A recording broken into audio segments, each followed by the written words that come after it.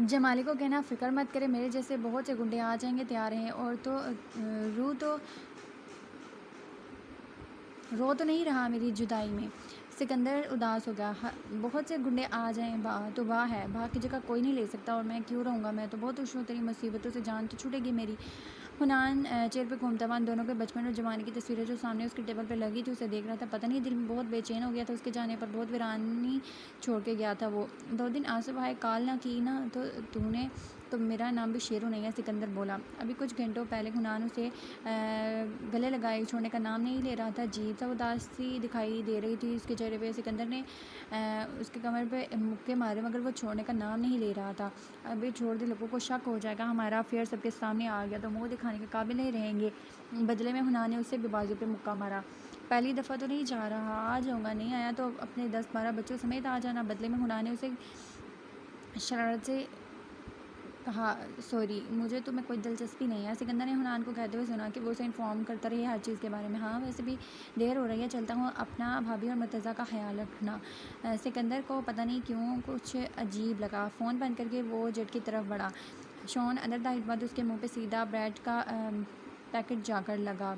शुक्र था कि ब्रेड का पैकेट था, वरना कुछ और होता तो लेकिन ये हरकत किसकी थी। मैं तुम्हारा खून पी जाऊंगी गोल। एक और ब्रेड का पैकेट के साथ कोल भी गिरता उठता उसके सामने आया। कोल ने शॉन को देखा तो तेज़ी से बोला, भाई मुझे बचाओ, ये मेरी जान ले लेगी। अब तूने क्या किया है कोल? फिर गुस्से से हाँफती जार का पैकेट पकड़े वक्त उस तरफ आई और वो खूनहार नज़रों से कोल को देख रही थी। हट जाओ शॉन, ये आज जिंदा नहीं बचेगा मेरे हाथों। बी, सच में तुमने पूरी नहीं सुनी? कोल शॉन के पीछे होते हुए बेचारगी से चिल्लाया। वक्त गुस्से से आगे आने लगी कि शॉन ने वक्त के बाजू को पकड़ा। बी, इजी इजी, क्या हुआ है? इसने क्या किया है मुझे बताओ, मैं उसे सीधा करता हूँ। उसने पीछे ज़रा मुड़कर कोल को घूरा। यार मेरी बात सुनो, मैंने कुछ नहीं किया, बस कहा मैंने देखा जेसन मोमोए को। शॉन उससे पहले कुछ कहता वक्त गुस्से से बोली, तो बकते ना, कहाँ देखा है? बस देखा है, बस देखा। शॉन, इस उल्लू ने मुझे कॉल किया कि इसने जैसे मोमो को देखा और मुझे जल्दी आने का कहा। मैं बड़ी इमरजेंसी में यहाँ आई हूँ। जब शॉप में पहुँची तो मैंने पूछा कहाँ है वो, तो कहता टीवी पे आया था, कमर्शियल में। वो उसकी असली बॉडी नहीं है, वो बड़ा सूखा सा है, वो बड़े रेस्टर का जिस्म पहनता है और वो गंजा भी है। ये योनी में पता नहीं कैसा है, दिमाग की जगह बोसा भरा है।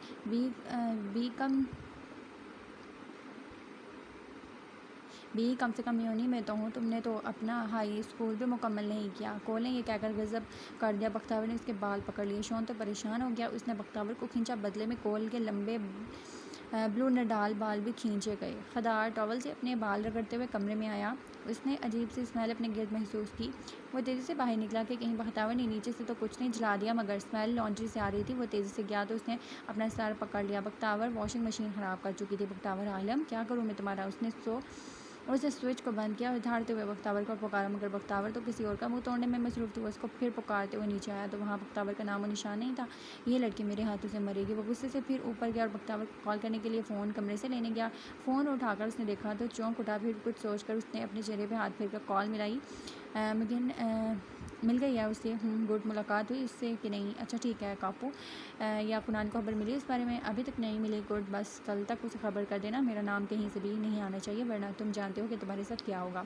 मेरे बंदे तुम्हारे घर के बाहर मौजूद है, बस जो कहा है वो करते जाओ तो ज़िंदगी पुरसकून पाओगे। हदायत ने मज़ीद उसे किसी चीज़ के बारे में हदायत की। उसने मुड़कर वक्त की तस्वीर देखी तो बोला, सॉरी बक, मगर मैं मजबूर हूँ। कहते हुए उसकी एक बुरी आंख अजीब हो गई। शॉन ने गाड़ी पार करके उसे देखा, जो सीने पे बाजू लपेटे बहुत बिगड़े हुए मूड में दिखाई दे रही थी। क्या हुआ है तुम्हें? बी, खुदात ब्रो ने कुछ कहा? मैं खुदात की वजह से नहीं बिगड़ी, मैं तुम्हारी स्टुपिडिटी की वजह से बिगड़ी हूँ। इतनी खुशी खुशी में अपने शोर को छोड़कर आई कि जैसे मुँह से मिलूंगी, और वो डफर। खैर, तुम्हें कोई ज़रूरत नहीं थी शॉन मेरे पीछे आने की, मैंने सही सलामत आ जाना था। बख्तावर पौनी से निकले अपने बेतहाशा बालों को कानों के पीछे करने लगी। अच्छा, जिस तरह स्टोर बिगाड़ कर आई हो तुम, उससे तो नहीं लग रहा था कि तुम सही सलामत घर पहुँच स्टोर के लिए तो मैं और ग्रीन लौना माफ़ भी कर देते, मगर तुम्हें कुछ हो जाता तो तुम्हारे जेसन मोए को और तुम्हारे वो डॉन मामू ने हमें जान से मार देना था। बख्तावर उसकी बात पे एकदम हंस पड़ी और मुक्का उसकी बाजू पे मारा। कितने सेल्फिश हो तुम शॉन, मेरी परवाह नहीं है तुम्हें? शॉन हंस पड़ा, बिल्कुल भी नहीं भाई जान, बहुत अजीज है हमें। वैसे तुम्हारे गुस्से की समझ नहीं आई, जेसन मोए से ज़्यादा हैंडसम तुम्हारा शोर है, और उस बेचारे को भूखा छोड़कर तुम दौड़ी चली आई। शर्म करो लड़की, आप जाओ, ये ना हो तुम्हें ढूंढते वो हलकान हो जाए। शाम को चलोगी ना? बख्तावर उससे चाबी लेकर नफी काफ़ी में सर हिलाने लगा। आज तो लग रहा है मेरे सामने जो आएगा उसका गला दबा दूँगी, इसलिए बेस्ट है कि घर पे रहना ठीक है। अब दुआ करो खदात का नाम हश्र कर दूँ मैं। शॉन हंसकर गाड़ी से उतरा। अब तो खुदा ही बचाए खदात ब्रो को तुमसे। बख्तावर ने उसे घूरा और दरवाज़ा बंद करके घर की तरफ बढ़ी, और दरवाज़ा खोला तो बड़े मुख्तात अंदाज में अंदर दाखिल हुई, मगर कोई फ़ायदा नहीं था। सामने दीवार बन के खड़ा खदात उसे बड़े गुस्से से घूर रहा था। बख्तावर ने बड़ी मासूमियत से आंखें मटका कर अपने शोर को देखा, फिर बड़ी नरमी से बोली, मुझे लगता है मैं गाड़ी में कुछ भूल। मगर खदात ने उसे मौका ही नहीं दिया। उसका बाजू पकड़ कर खींचा और परवाह और सीधा वो ऊपर लेकर जाने लगा। खदात, आई एम सॉरी, मैं ज़रा काम से गई थी, सच में। आउच खुदात, मुझे दर्द हो रहा है। मगर हदाद उसको अनसुनी करता लॉन्ड्री रूम में ले गया और उसका बाजू छोड़ा। वक्त उसे घुलटे अपने बाजू को रगड़ने लगी तो एकदम चौंक कर वॉशिंग मशीन को देखा। उसका मुंह एकदम खुल गया। इसका हशर क्या किया है? साथ में हमेशा की तरह मेरी फेवरेट स्वेटर शर्ट भी बर्बाद की। हदात ने ऊपर पड़ी अजीब सी गीली ख़राब हुई शर्ट पे बख्तावर को दिखाई। तुम किस दुनिया में रहती हो बख्तावर? हाँ, छोटी बच्ची हो क्या? रहा को भी तुम ज़्यादा समझ होगी। मुझे समझ नहीं आता तुम्हारी हरकतों पे रोऊं या हंसूं? समझा क्या है? तुम्हें पता नहीं है मशीन कैसे इस्तेमाल करनी है, डिटर्जेंट कितना डालना है? गधे से गधे पागल इंसान को भी मेरी बात समझ में आ जाएगी, मगर तुम मेरी क्लास के स्टूडेंट को देखकर मुझे एहसास होता है तुम तो बहुत ज़्यादा छोटी हो। बतावा ने एकदम उसे देखा और स्वेटर शर्ट ज़ोर से उसके सीने पे फेंकी। तो आप मेरे से शादी करने पे पछता रहे हैं? बहतावर का लहजा शौक की था। फ्रेंकली स्पीकिंग, हाँ, पछता रहा हूँ तुमसे शादी करके। तुम किसी की भांजी और बेटी अच्छी बन सकती हो, मगर बीवी नहीं। बख्तावर ने अपने जिस्म को ज़ोर से हिलाया और अपने मुंह पर आते पाउडर को हाथ से झटका। What the hell Haddad, are you mad? हाँ हूँ मैड। तुम्हें तुम्हारे अंदाज में बात समझानी पड़ेगी मुझे। बख्तावर ने आगे बढ़कर लिक्विड कंफर्टर का कैप खोल कर खदात पे फेंका। दोनों में कूट कूट के बचपना भरा हुआ था। दोनों को बस जो कुछ मिलता गया एक दूसरे पे फेंकते गए। ज़बान से ज़्यादा खाद का इस्तेमाल करते थे, यानी कि हद हो गई। अब तो शादी भी हो गई है इनकी। बहुत अच्छा हुआ है मशीन के साथ, वैसे भी किसी काम की नहीं थी। बख्तावर ने पाउडर उसके बालों में फेंकते हुए कहा। हदाद ने उसका बाजू पकड़ कर उसके घुमाया। हाँ, मेरा तो पैसा जैसे हराम का है ना, जो हर चीज़ हराम से तुम ले लो। वो उसके कानों में गराया। बख्तावर ने अपना बाजू उसकी गिरफ्त से निकालना चाहा कि हदाद ने उसकी कमर के गिर्द बाजू फैला दिए और वो उससे पहले जो कर कोई शरारत करता उसी वक्त घर की बेल बजी। बख्तावर ने नाखून उसके बाजू पे गाड़े। हदाद ने तेज़ी से बाजू छोड़ा, मगर बख्तावर ने उसके बाल मुट्ठी में लेकर उसे रोका। उसने हदाद पे हमला करना चाहा। हदाद ने उसका चेहरा घुमाकर अपने बिल्कुल करीब किया। दोनों ही इस वक्त अजूबा लग रहे थे, मगर हदाद को जंगली रूप में बहुत प्यारी लगी। वक्त में प्यार भी इसी रूप में आता था। अजीब बात है, मगर वो हदाद था ना समझने वाली चीज़। छोड़ो मुझे जंगली आदमी। बख्तावर ने उसकी उंगलियां अपने बालों से निकालना चाहा, मगर हदाद ने मज़ीद उसे अपने करीब कर लिया। दोबारा मुझे नोचने की गलती मत करना, उसने जिस लहजे में कहा था। बख्तावर की आंखें फैल गई। वरना क्या करूँगी मैं मामा? हदाद ने अपनी शिद्दत दिखाकर उसे छोड़ा और लॉन्ड्री से बाहर निकला। वरना का जवाब मैं बाद में दूंगा, लेकिन तुम्हें बिल्कुल नहीं पसंद आएगा। बख्तावर ने अपने चीखते हाथ देखे अपने ऊपर से हदाद की हरकतें। वो गुस्से से उसकी तरफ बढ़ी। हदाद जंगली बिल्ली के पीछे आने वाले अलर्ट हो गया था, तो तेज़ी से गोलियां की परवाह किए बगैर दरवाज़ा खोल कर बाहर जाने वाला था कि रिमशा और सिकंदर के साथ दरहा को देखकर हैरान होते हुए रुक गया, बल्कि हैरान से ज़्यादा शॉक्ड हो गया। सिकंदर यहाँ क्या कर रहा है? सिकंदर ने हदाद के हुलिया का जायज़ा लिया, फिर उसके पीछे चीख है कि आती वक्त को जिसकी नज़र जैसे ही सिकंदर रिमशा अरहा पे गई तो 1 मिनट के लिए ठहर गई। उसके बाद चह कर उसने मामा का नाम लिया और अरहा को रिमशा से लेने लगी कि हदाद ने उसके बाजू को पकड़ कर रोका। अरहा वक्त और अपने नाना को देखकर चहकी। नाना, ये कौन सी जंग हज़ीम छिड़ी है मामू? ये आप सर्फ से नहाए हैं? रिमशा हंसते हुए दोनों को देखते हुए बोले। सिकंदर ने अपनी गिलासेस उतारी और हदाद को देखने के बाद बोला, आप तुम लोग हमारा मुंह देखते रहोगे या अंदर आने के लिए रास्ता भी दोगे? सिकंदर की बात सुनकर वक्त ने फ़ौरन से हदाद को साइड पे किया। आप तो हटें। आइए मामा, यार आप सब ने तो मुझे खुश कर दिया। सॉरी, मैं तो आप सारों को हक कर ली थी, मगर मेरे प्यारे से शोर ने मुझे याद दिलाया कि मैं किस कुलिये में हूँ। कोई बात नहीं बच्चे, मगर तुम दोनों क्या कर रहे थे? क्या लॉन्ड्री में थे? बस छोटी मोटी गड़बड़ हो गई थी, इसको हैंडल कर रहे थे। तुम दोनों का आना सरप्राइजिंग था, बताया क्यों नहीं? हम रेडी रहते। अरे आप लोग भी मामा, यार बहुत लंबे टाइम के लिए लगता है आप और आप ही आए हैं। अस्सलाम वालेकुम जावेद भाई। Hello Alex. स्विट्ज़रलैंड में खुश आमदी। वक्त उर्दू में जावेद से और रूसी ज़बान में एलेक्स से मुखातिब हुई, जिस पे हदाद हैरान रह गया। उसे कब से रूसी ज़बान आती है? जावेद और एलेक्स ने मुस्कुराकर अपनी तरफ से जवाब दिया। सिकंदर ने अपनी जैकेट उतार कर घर का जायज़ा लिया। रिमशा ने अरहा को उतारा, जो इन सबको छोड़कर छोटे से लाउंज की तरफ भागी, क्योंकि उसकी तेज़ नज़र हदाद के सामने बड़े मॉडल वाले स्केलेटन पे पड़ी। सिकंदर ने भी देख लिया और अफसोस से सर हिलाते हुए अपनी बेटी की तरफ बढ़ा। आप दोनों अपना हुलिया दुरुस्त कर आए। वैसे सिकंदर को इन्फॉर्म करना चाहिए था। ऐसे बिन बुलाए आने पे माजरत, मगर अचानक आना पड़ा, मुझे तो बताया भी नहीं सिकंदर ने, वरना मैं कम से कम आपको मैसेज कर देती। मामू हम बैठे हैं, आप बेफिक्र हो जाएं। रिमशा उन दोनों को बोली। जब खदात जावेद और लक से मुखातिब हुआ, वक्त ने रिमशा को घूरा और कुछ कहने लगी। खदात बीच में बोल पड़ा। सही कह रही है, वाकई इन्फॉर्म करना चाहिए था। खैर मैं चेंज करके आया, वक्त इनको सेटल करो। उसने सिकंदर को देखा जो हर हाथ से बातें कर रहा था। अरू नहीं, दिस इज़ स्कैरी, ये नाना का है। जबकि अरहा जो उसकी टांग पकड़ चुकी थी खींचते हुए बाप को ज़रा घूर कर बोली, पापा माइन, नो नाना, मी प्ले। ये जोकर नहीं आया स्वीट हार्ट। मुझसे नज़रें हटाता हुआ वक्त या रिमशा के कुछ कहने से पहले ही तेज़ी से ऊपर गया। ये तो फजूल बोलते हैं, आपको सेटल करूं फिर अपना हुलिया दुरुस्त करूं, उसके बाद आप लोगों के खाने का इंतज़ाम भी करना है। अल्लाह आप ही और मामा मैं बता नहीं सकती मैं आपको कि आपके आने की खुशी में कितना खुश आई हूँ। मुझे लगा मैं अपने प्यारे मुल्क में वापस आ गई हूँ। अरू इसे मेरी तरफ से तोड़ दो, तुम्हारे नाना ने वैसे भी कुछ नहीं कहना। तो भाई ये दोनों काम थे कि तुम भी शुरू हो गई। अरू पापा की बात सुनो। इस तरह एक खुशगवार मंजर से हटकर ऊपर चलते हैं, जहाँ हदाद अपने कमरे में आया और उसने दरवाज़ा बंद किया और अपने मुंह पर हाथ फेरा। गाइस ये यहाँ क्या कर रहा है? और अब मैं रिक्शा कैसे जाऊँगा या काम कैसे करूँगा? Damn it. इसने दांत पीसते हुए आहिस्तगी से कहकर अपने सर पे हाथ फेरा। कहीं उसे शक तो नहीं हो गया? कहीं उसे मेरे काम का तो नहीं पता चल गया? कोई तो बात है, वरना सिकंदर बगैर बताए ना आता। मुझे वो ज़रूर बताता। कोई बात है, मुझे पता लगवाना होगा। टाई बांधकर वो कोट पहनने के लिए मुड़कर उसे उठाने लगा, जब खया ने उसके उठाने से पहले ही पकड़ लिया। किधर जाने का इरादा है मिस्टर? मुस्तफ़ा मुस्कुराया। हमेशा की तरह काम पे। तबीयत ठीक है ना? मॉर्निंग सीकनेस तो नहीं हुई? हाँ, अभी बिस्किट और जूस एलन के कहने पे पी कर ऊपर आई हूँ। हया मुस्तफ़ा को कोट पहनाने के लिए बड़ी। मुस्तफ़ा ने मुड़कर उसका काम करने दिया उसे। बॉयज़ चले गए स्कूल? मुस्तफ़ा कोट के कॉलर ठीक करते हुए ख़याल से बोला, जिसका वजूद मुस्तफ़ा की वजह से आईने में छुप गया था। जी अभी 5 मिनट पहले गए हैं। मुस्तफ़ा कहाँ जा रहे हैं? क्या मीटिंग इस दफ़ा शहर में नहीं है? मैंने लैपटॉप पे रिमाइंडर लगा दिया है, उन्हें फॉलो करती रहना। मैं कैमरे पे नज़र रखूँगा। अगर ज़रा सी अपने मामले में कोताही की तो मुझसे बुरा कोई नहीं होगा। वो तो मैं कर लूँगी, मगर बताना पसंद फरमाएंगे कि जा कहाँ रहे हैं आप? 1 दिन के लिए वर्सा और 2 दिन के लिए क्रोशिया। कुछ काम निपटाने हैं, आ जाऊँगा, मगर इन दिनों में बहुत एहतियात करनी है। बॉयज़ को मैंने उनके फ़ोन्स में वॉइस कॉल में हदायत दे दी हैं। वली और फजर को भी कह दिया है कि वो शाम को चक्कर लगा जाया करें। हया प्लीज़ ऐसा कोई काम ना करना जो मुझे गुस्सा दिलाए। प्रॉमिस हस्बैंड, आप और आपकी बेटी के लिए कुछ भी। गुड गर्ल, अब मैं सुकून से जा सकता हूँ।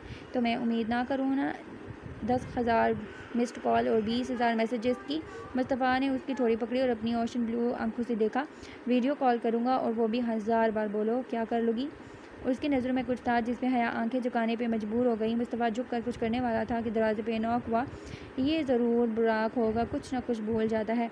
इतना शरीफ नहीं है आपका बेटा, धड़म करके आ जाना था। कम इन, हया ने मुस्कुराते हुए बोला। वो अपनी गर्द शाल ठीक करते हुए करने वाले को अंदर बुलाया। आने वाले पेटर था। मुस्तफ़ा अब मतवजा हुआ, क्योंकि पेटर बिला वजह ऐसे नहीं आया करता था। आओ पेटर। हैरियत सर, प्लान तो आ चुका है, मगर कापू नहीं आया। All good? कापू ने ना आने का सुनकर मुस्तफ़ा ने सर हिलाया। कोई मसला नहीं, वो कल सीधा क्रोशिया आएगा। वर्सा में वैसे भी उसका कोई काम नहीं है और कुछ बताना था। यस, वर्सा की मीटिंग में मलेशिया नहीं होगा। मुस्तफ़ा के माथे पे अब की बार बल आ गए थे। मगर मैं मलेशिया की वजह से जा रहा हूँ। मुझे तो पक्की खबर मिली थी कि वो आएगा। तो ये क्या है? कहीं उसे शक तो नहीं हो गया कि कापू आ गया है? कापू की आमद की किसी को खबर नहीं होनी चाहिए थी। मुझे नहीं लगता खबर हुई है। कोई और वजह भी हो सकती है, मगर अब आप विरसा जाएंगे, जाना तो पड़ेगा। पता तो करूं कि आखिर चाल क्या है उसकी। तुम गाड़ी तैयार रखो, मैं आ रहा हूँ। मुस्तफ़ा, ये कापू कौन है? है कोई मेरे बिजनेस में इन्वॉल्व बेबी गर्ल। कापू बड़ा ही अजीब नाम है। ये कोई लकब तो नहीं है? लकब भी समझो है। तुम अब क्या करोगी? योगा के बाद बुराक के लिए बिरयानी बनानी है। कब से बोल रहा था मेरा बेटा। आज फारी हूँ क्योंकि आप भी नहीं होंगे। इसके बाद थोड़ा रेस्ट करने के बाद फजर के पास जाऊंगी। कुक से बनवा लो बेबी। बुराक को समझना चाहिए तुम्हारी तबीयत ठीक नहीं रहती। वो खाना नहीं खाएगा, वरना बेफिक्र हो जाएं आप। ये वली को दे देना, और मैं दोहरा रहा हूँ अपना ख्याल रखना। हया, तुम किसकी हो बेबी गर्ल? मुस्तफ़ा ने उसके दोनों गाल थामकर हमेशा की तरह उस पर अपना प्यार निछावर करते हुए कहा। फ़िलहाल तो अपने बच्चों की हूँ। हया ने शरारत से बोला। नहीं, तुम सिर्फ मेरी हो, ओनली माइन।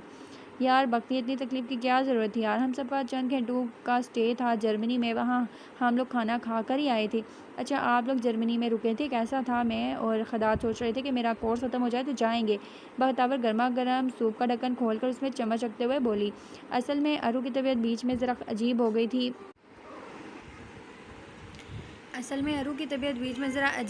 थी। पेट अपसेट था, तो सिकंदर का तो पता है ना, परेशान हो जाते हैं। रुकने का फ़ैसला किया। जर्मनी में कोई उनका जानने वाला था, उसके घर लेकर गए। पाकिस्तान था, वहाँ से अरू का चेकअप कराया। खाना शाना खाकर फिर वापस यहाँ मौजूद हैं। वक्त का क्या मंगवा लिया बताओ तो सही। रिमशा भक्ति मदद के लिए आगे बढ़ी कि वक्त ने बाजू आगे किया। सॉरी, आप मेहमान हैं हमारी। देखिए जैसे मामा और आराम से बैठे हैं, आप भी चिल करें। मैं बस खाना सेट कर रही हूँ और कुछ नहीं। बेफिक्र हो जाएं, आपकी तरह बिल्कुल स्कर नहीं हूँ, बिल्कुल आपके मामू के। तुम अब बच्ची हो चंदा, और मुझे कौन सा अच्छा पकाना आता है, बस अभी तक तजर्बे ही करती हूँ। वक्त जी आप ही। वक्त आप चावल का बाउल निकाल रही थी तो रिमशा को बोली। तुम खुश तो हो ना चंदा? आप और मामा की दुआएं साथ हैं, खुश कैसे नहीं होंगी?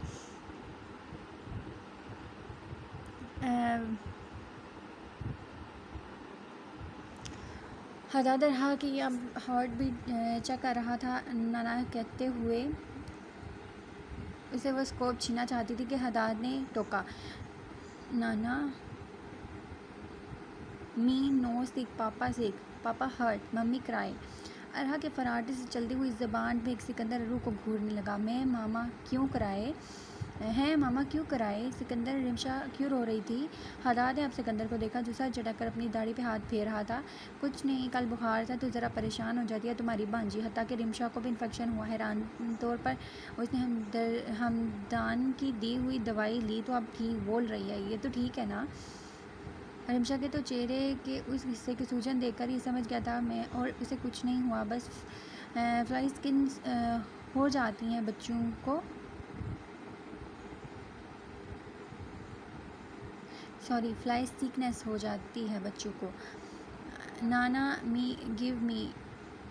रहा ने वो स्कोप खदात से छीनना चाहा। नो अरू, ये डेंजरस है। वैसे तो तुम्हारी बेटी तुम्हारी तरह ज़िद्दी है। नाना नो मी गिव ना, पैड नाना नो हेल्प, पापा सिक। एक सेकंड तुम्हारे पापा को चेक कर लूँ फिर दूंगा। उसने अरहा का मुंह भींच कर उसको प्यार किया। तुम्हारा चेहरा अभी भी सुर्ख है, टेम्परेचर कितना था? सिकंदर थका हुआ लग रहा था। मैं ठीक हूँ, बस मौसम की तब्दीली से जिस्म गर्म सर्द होता रहता है। माना कि तुम पत्थर के बने हुए आदमी हो, मगर हवा पानी का असर तो होता ही है ना। लोगों का ख्याल रखते तो हो, थोड़ी सी अपनी ऊपर तवज्जो भी दे दिया करो। ठीक हूँ मैं यार, अब आहिस्ता बोलो, वक्त परेशान हो जाएगी। तुमने चेकअप ना करवाया तो मैं यही करूँगा उसको बताकर, फिर उसको रोते हुए तुम खुद संभालना। तुम जैसा कमीना आदमी मैंने अपनी ज़िंदगी में नहीं देखा। लो देख लो, जान छोड़ो मेरी। सिकंदर सीधा हुआ। तुम आईने नहीं देखते क्या? सिकंदर ने उसे तेज़ नज़र से देखा। नाना मी बोन मी गिव। अब उसे हदाद का वो ढांचा याद आ गया तो सोफे से उतरकर हदाद के स्वेटर खींचने लगी। वो सबको खा जाएगा, रहा बहुत डरावना है। हदाद ने सिकंदर को थर्मामीटर दिया और सिकंदर के नब्ज़ चेक की। बुखार वाकई तेज़ था, मगर उसने किसी पे जाहिर नहीं पड़ने दिया।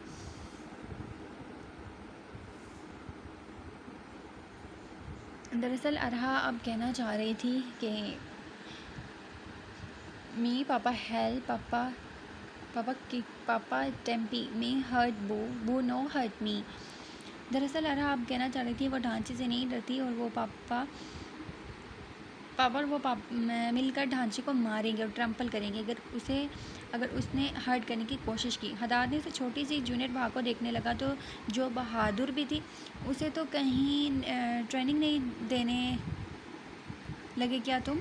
सिकंदर ने थर्मामीटर मुंह से निकाल कर हदाद को दिया।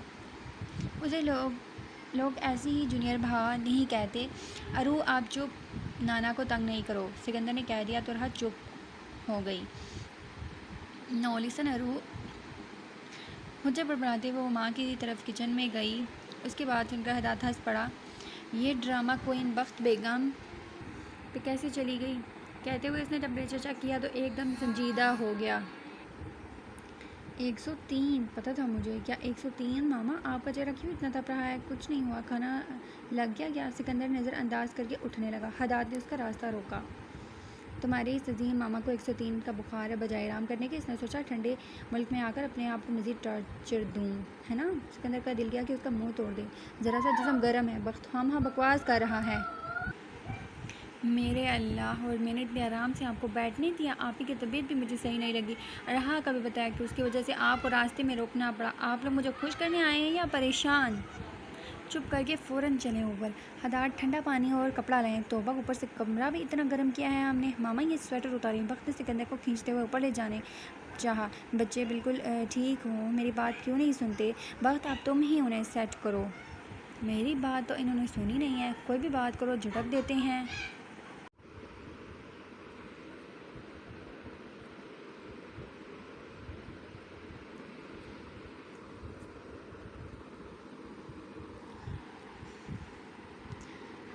बख्तावर अब बिल्कुल अरहा की तरह सिकंदर को घूरने लगे। सिकंदर को बेख्तियार वक्त पे प्यार आया।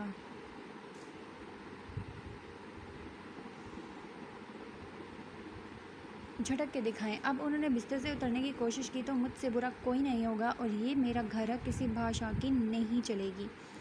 अब हदाद और सिकंदर हंस पड़े। अरहा को ड्राइंग रूम से पुकार रही थी। मामा को ये धमकी तो सिर्फ तुम ही दे सकती हो।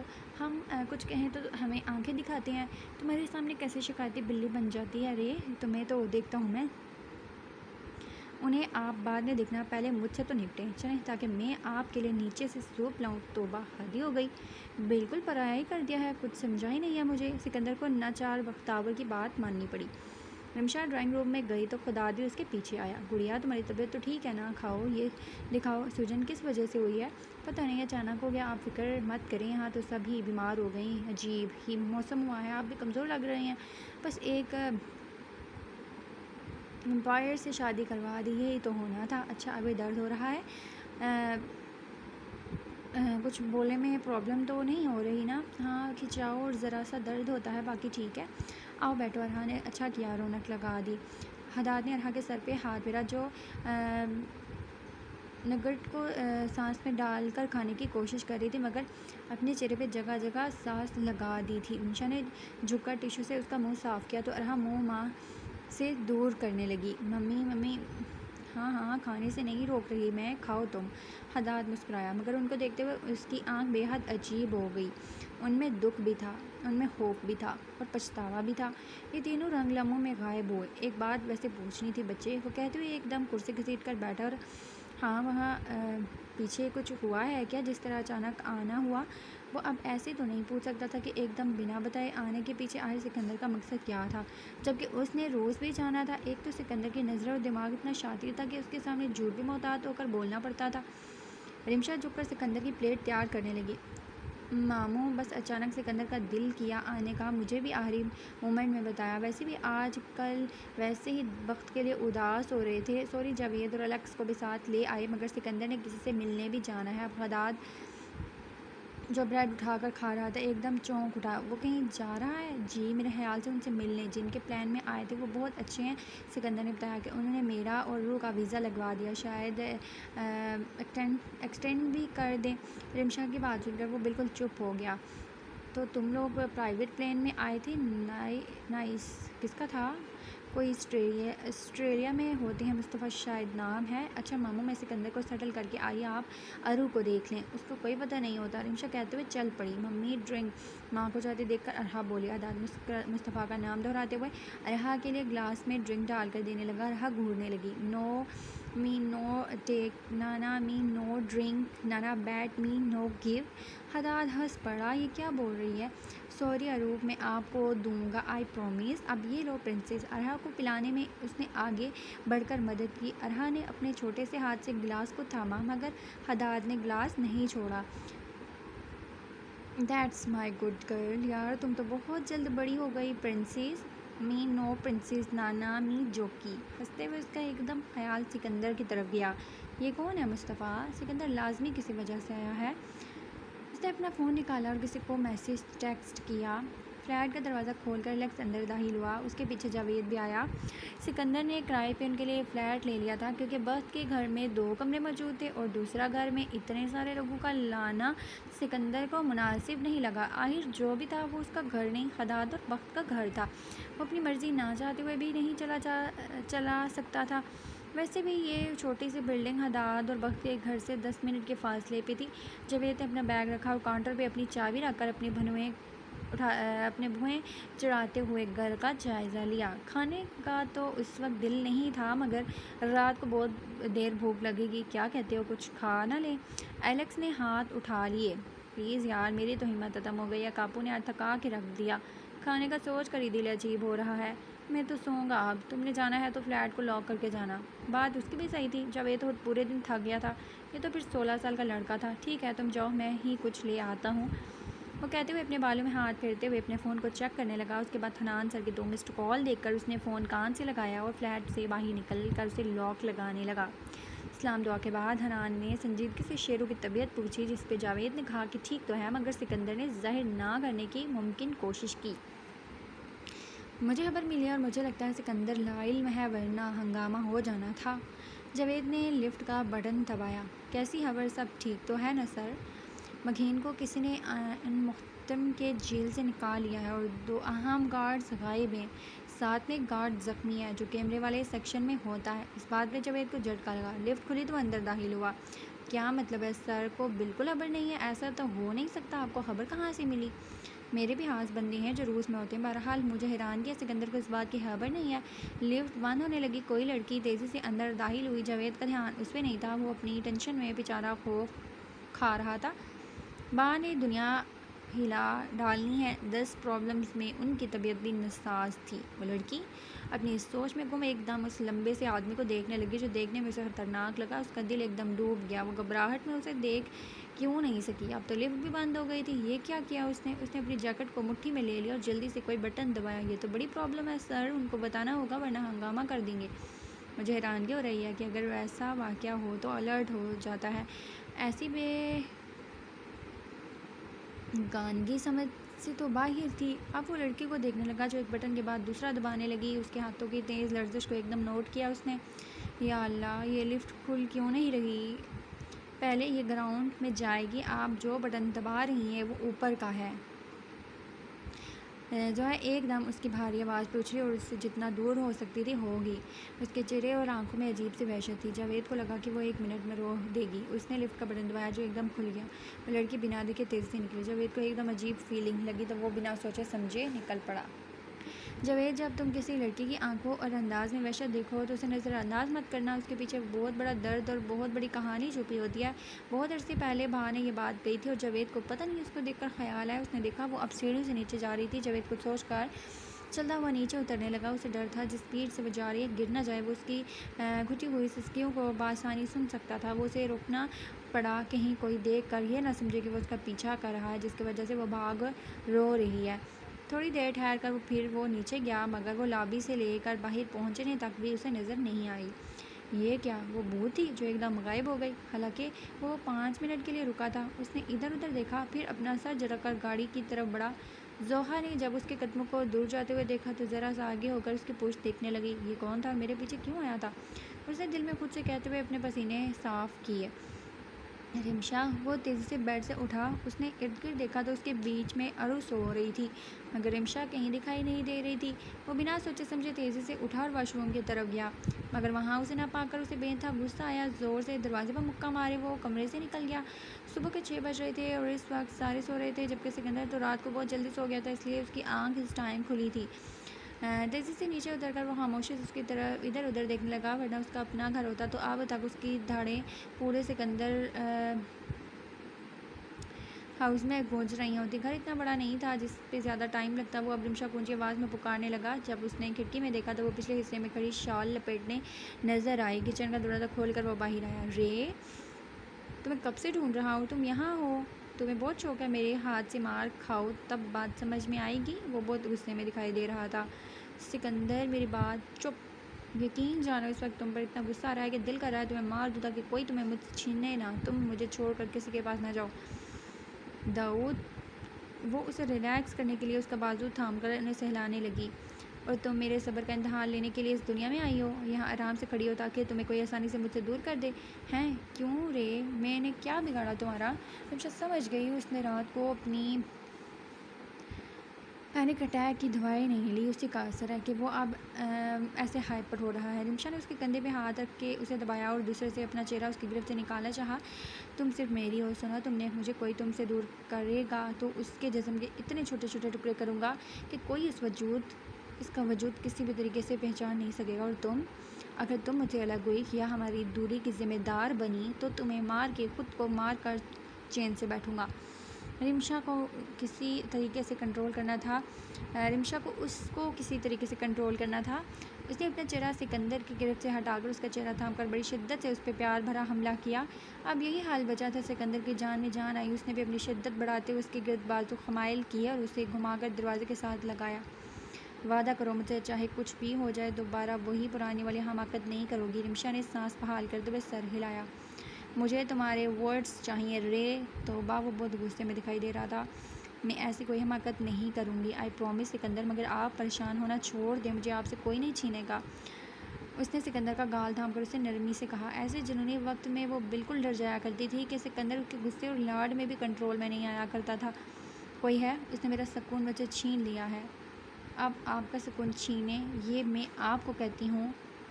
अब आप उसका सुकून छीनें। मगर सिकंदर प्लीज़ ऐसी कोई हरकत मत कीजिएगा जिससे मुझे वो दोबारा मंजर देखने को मिले जो 3 साल पहले मुझे और बख्त को मिला था। सिकंदर अब रे को बाजू में लिए बिल्कुल ठंडा हो गया था। रिमशा की मोहब्बत हमेशा सिकंदर जैसे बीस्ट को कैद में रखती थी, मगर सिकंदर की मोहब्बत हमेशा ये कैद तोड़ने पे मजबूर करती थी। बड़ा ही अजीब रिश्ता था और सिकंदर का जो इस एक वक्त में आग बुझती और जलती रहती थी। सिकंदर ने उसके कंधे के गिर्द दोनों बाजू फैलाकर उसके सर पे अपने लाभ रखे। नहीं देखोगी तुम, लेकिन तुम हर चीज़ के लिए तैयार भी रहना, क्योंकि कभी कभी किस्मत आप पे मेहरबान नहीं होती। पता नहीं ये बात क्यों मुँह से निकल गई। सब कुछ ठीक हो जाएगा सिकंदर। हाँ, ये या फिर उसने कहने से रोक दिया था। पहले ही वो डरी हुई थी तो ये कहने के वैसे भी वो ज़रूरत नहीं थी। सिकंदर उसे अलग हुआ तो उसकी नमी को आने से पहले ही उसने रोक दिया और अंगूठे की मदद से उसे भागते हुए उसका हाथ पकड़कर अंदर लाया। तुम कब उठी? बस नमाज के लिए उठी थी, इससे पहले रात के 3 बजे शायद मामू और वक्त की तेज़ आवाज़ें आई तो 1 मिनट के तो मुझे लगा दोनों लड़ रहे हैं, मगर मामू शायद वक्त को डरा रहे थे। मेरे ख्याल से हॉरर फिल्म देख रहे थे। दोनों नॉर्मल कपल हरगिज़ नहीं लगते, बच्चों की तरह लड़ते रहते हैं। मैं तो सोच रहा हूँ आगे जाकर इन दोनों के बच्चे ही इन्हें समझा और रोक रहे होंगे। रिमशा सिकंदर के लाइट मूड पर मुस्कुराई। वक्त बहुत खुश है सिकंदर, मामू बहुत ख्याल रखते हैं। आपने उसकी आंखों में चमक नहीं देखी? उसकी तरफ से मैं वाकई पुरसुकून हो गया हूँ। पता है, सुबह जब कभी मेरे ख्वाब में आती है उसके चेहरे पे असल खुशी होती है, वो बहुत सुकून में होती है। अरे मैंने आज से पहले सुबह को इतना खुश नहीं देखा। वो खुश हैं आपकी वजह से। सत्यानाश जय खदाद आपका। और इस घड़ी का ऊपर से बख्तावर का शोर सुनाई दिया। सिकंदर और रे ऊपर देखने लगे। बख्तावर ने ऊंची आवाज़ में कहते हुए खदाद की घड़ी को फिर खदाद को गुस्से से धक्का दिया। बेचारा जो बेड के कोने में लेटा था वक्त की वजह से एकदम धड़ाम करके गिरा। उफ मेरे अल्लाह, क्या आफत आ गई। अपनी इस मनहूस घड़ी को बंद करें हदाद, नहीं तो मैं आपका सर फोड़ दूँगी। शर्म नहीं आती अपने शोर को ऐसे फेंकते हुए? वक्त तुम अपनी हद क्रॉस करती हो, आप पर हटो, नहीं तो मैं तुम्हें टेरेस से फेंक दूँगा। 10 बार फेंकूँगी। एक तो मेरी नींद खराब की आपने, बमुश्किल 10 सेकंड हुए थे, इतनी अच्छी नींद आई थी और मैं जिसमें मुँह से मिल रही थी, और आप और ये चीखती हुई जाइन। बंद करें इसे। नहीं करूँगा, बल्कि ठहरो। तुम अपने शोहर के साथ लेटते हुए जिसमें मुँह से मुलाकातें करती हो, सब बताऊँगा तुम्हारी इस अजीम सिकंदर आजम को। मेरे तरफ से 10 शिकायतें लगाई, आप अपना खुद चेहरा ख़राब करेंगे। बख्तावर कंबल ओढ़कर दोबारा लेट गई थी क्योंकि क्लॉक चुप हो गया था, मगर बेचारी को शोहर भी उसी जैसा मिला था। या अल्लाह, सिकंदर ऐसे तो रू उठ जाएगी। ये क्या कर रहे हैं? सिकंदर ने ऊपर देखा और उसके कंधे झुकाए। ओह रे ऑफ सनशाइन, चाय बनाती हैं, आओ। छोड़ो इन्हें, ये दोनों मियाँ बीवी ही जाने। सिकंदर को सुनकर रिमशा का मुंह खुल गया। बख्तावर ने कंबल हटाकर अब खदाद का गला दबाने का तय किया। I will kill you. वो खदाद पे हमला करने लगी थी कि हदाद ने उसका बाजू पकड़ लिया। जेसन मुम्वे, अब तुम्हारे मुंह से ये नाम न सुनो। हदाद, इसको दफ़ा करें, म्यूज़िक बंद करें, हम अकेले नहीं हैं, आप ही और मामा के साथ अरू भी है। आई डोंट केयर वक्त। मैं तुम्हारे साथ रात को टाइम स्पेंड करना चाहता था और तुमने मुझे नज़रअंदाज करके अपने मामा और आपी के साथ वक्त बिताया। चलो, मगर रात को तुम्हारे साथ मूवी देखना चाहता था और तुम मुझसे लड़कर सो गई और अब जैसन का नाम मेरा खून खोलने की ठान लिया है। हॉरर फिल्म के साथ वक्त बिताया जा सकता है आदात, और बंद करें उसे, मैं तोड़ दूँगी। सॉरी बोलो और ऊँची आवाज़ में आई लव यू कहो मुझे, वरना यहीं फेंक दूँगा। काश आपके लंबे बाल होते, उन्हें खींचकर बैंगन का भरता बनाती। मगर खदात मज़ीद झुका तो वक्त ने उसकी शर्ट दबोची। मैं मामा को चिढ़ाकर बुलाऊंगी हदात, जो कहा वो करो। मामा, अब तुमने मामा का नाम लिया तो तुम्हारा उससे भी बुरा हशर कर लूँगा। अच्छा अच्छा हदात, आई लव यू, और तुम जेसन से भी ज़्यादा अजीम हो। बख्तावर ने दांत पीसते हुए जल्दी में कहा। क्या कहा? मुझे सुनाई नहीं दिया, और ज़रा प्यार से बोलो। I love you so much doctor, आप मुझे उतारें इससे पहले मामा नाजिल हो जाएँ। दोबारा ऐसा किया ना तो पंखे से उल्टा लटकाकर पंखा चला दूंगा डाइन। मैं जब डाइन बन गई ना तो ये बची हुई आँख भी खींच कर निकाल दूंगी। खींचो, खदात ने झुककर शरारत से कहा। बख्तावर उसके मुंह को परे करते हुए जाने लगी कि खदात ने उसे रोककर गाल पे प्यार किया। अब इंजॉय करना हदात अजीम, मेरी नींद हराम किया अपने। पुरसकून होकर वो नीचे बढ़ी तो मामा और आपी को देखकर शर्मिंदा हो गई। अरहा सिकंदर की गोद में अपने कान पे हाथ रखे बैठी थी और अब बाप से शोर का कंप्लेन कर रही थी। सिकंदर मुस्कुराकर चाय का सूप लेते हुए बोला, अरु देखो आ गई तुम्हारी नींद जगाने वाली डान टोई ने। सिकंदर ने इशारा किया तो अरु ने भी कान पे हाथ रखा और अब वक्त तो घूरने लगी। बहत कान पकड़कर कुछ कहने लगी। हदात के शोर पे रिमशा ने अपने सर पे हाथ मारकर हंसते हुए सिकंदर को देखा। वेलकम टू पागल खाना मामा। वक्त भी अरहा की तरह कानों में उंगलियां ठूसते हुए बोली, पापा हर्ट मी। अब ये आप ही की सज़ा है कि आप ही इस लाडली को सुलाएंगी, जबकि मुझे अभी और इसी वक्त निकलना है। आप कहाँ को निकले? और चलो अरु आओ, आप ही और आप मिलकर सोते हैं। नहीं, पहले बख्तावर मैडम हदात को नाश्ता करवाएंगी, उसे काम पे भेजकर फिर सोएंगी। मामा की बात सुनकर वक्त का मुंह खुल गया। मामा ये क्या बात कर रहे हैं? मामा आपको पता अभी हदात ने, ये तुम दोनों मियाँ बीवी का मामला है बच्चे, चलो जल्दी से हदात के लिए कुछ बनाओ। अरे वक्त से कोई छोटा सूट केस लो और मेरी पैकिंग कर दो, मैं कल तक आ जाऊँगा। मामा आप कहाँ चल रही है? आपकी तबीयत भी ठीक नहीं है। बिल्कुल ठीक है, तुम सब ने मेरी बहुत खिदमत की, मेरा वहाँ पहुँचना बहुत ज़रूरी है। चलो सॉरी, मुझे आपका ख्याल करना चाहिए था, मगर देखो कैसी सज़ा मिली। आप ही मुझे अपनी पुरानी ज़िंदगी वापस चाहिए हो। ये ज़िंदगी तो बेटा आपने खुद चुनी है, मैं तो चली। रिमशा भी शरारत से कहते हुए वक्त के साइड से गुजरी।